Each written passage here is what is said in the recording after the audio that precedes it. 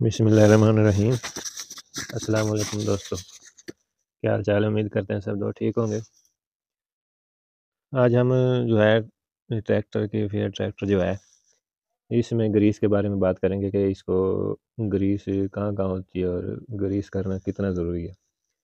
इसके ऊपर आज हम बात कर रहे होंगे, तो जो हमारे चैनल पर नए हैं वो हमारे चैनल को सब्सक्राइब ज़रूर कर लें, ताकि आपको जो है इस तरह की मालूमाती वीडियो जो है आसानी से मिल सके।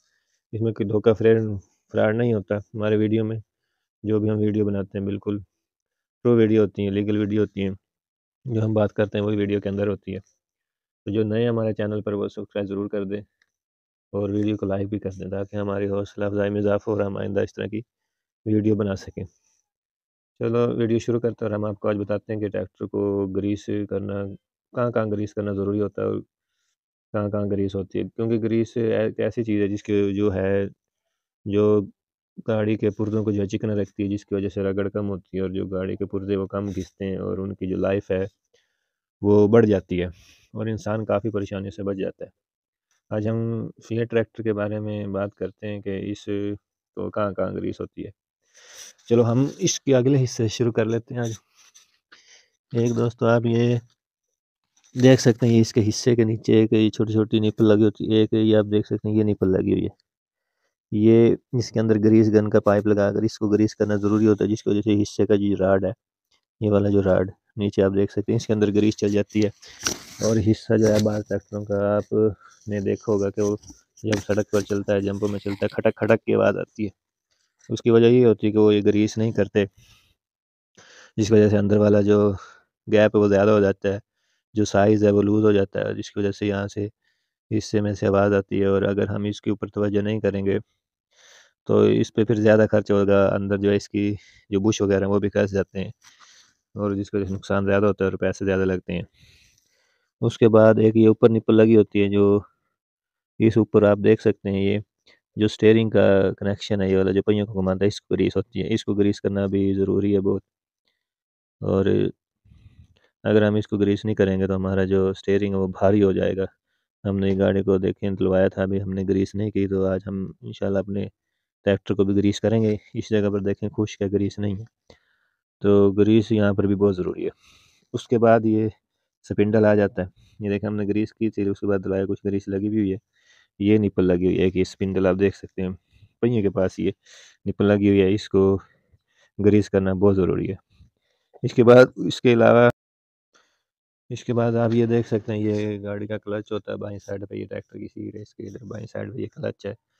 बाद लोग क्लच को अगर ग्रीस नहीं करते तो क्लच भारी हो जाता है। तो क्लच के ऊपर भी यहाँ पर आप देख सकते हैं, ये निप्पल लगी हुई है, ये इसको ग्रीस करेंगे तो यहाँ पर जो है क्लच के अंदर ग्रीस चल जाएगी, उधर भी ग्रीस चल जाएगी।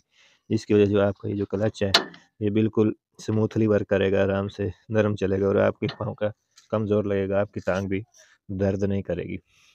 इसके अलावा आगे चलते हैं और अब हम बात करते हैं ये लीवर की। जो ट्रैक्टर का लीवर होता है इसमें भी ग्रीस के कई पॉइंट दिए होते हैं। इन पॉइंट पर आपको ग्रीस करना बहुत ज़रूरी है। तो एक पॉइंट तो ये आप देख सकते हैं, ये वाला ये लीवर के पास ही होता है, ये इसको भी ग्रीस करना बहुत ज़रूरी है। अगर ये ग्रीस होगा तो आपको जो लीवर है वो सही काम करेगा। जब आप ऊपर उठाएंगे लीवर को तो आपके पीछे जो हल वगैरह हैं, करा वगैरह है, रूटर वगैरह, वो आसानी से उठेगा और बल्कि हल चलाते हुए ख़ास तौर पर ज़मीन पर टूबियाँ वगैरह नहीं मारेगा। इसके अलावा ये दो ग्रीस के पॉइंट है, ये जंप पट्टी के पास ही होते हैं। आप देख सकते हैं कि ये वाला पॉइंट है, एक ये वाला पॉइंट है। ये भी ग्रीस करना इतना ज़रूरी नहीं है, लेकिन ज़रूरी अगर उन्होंने पॉइंट दिए हैं तो ज़रूरी हैं। इसका काम ये होता है, ये जंप पट्टी की जो हरकत है इसके अंदर जो है रवानगी लेके आता है। अगर ये आप इसको ग्रीस नहीं करेंगे तो ये अंदर से घिस सकता है ये। इसके अलावा बाज़ ट्रैक्टरों में ये जो गॉड होता है दाएँ वाला, यहाँ पर ग्रीस का पॉइंट नहीं होता। मैं हमारा टूट गया था पुराना, तो जिसकी वजह से हमने जो है ये नया मॉडल का डलवाया। इसमें इतनी ग्रीस की ज़रूरत नहीं होती।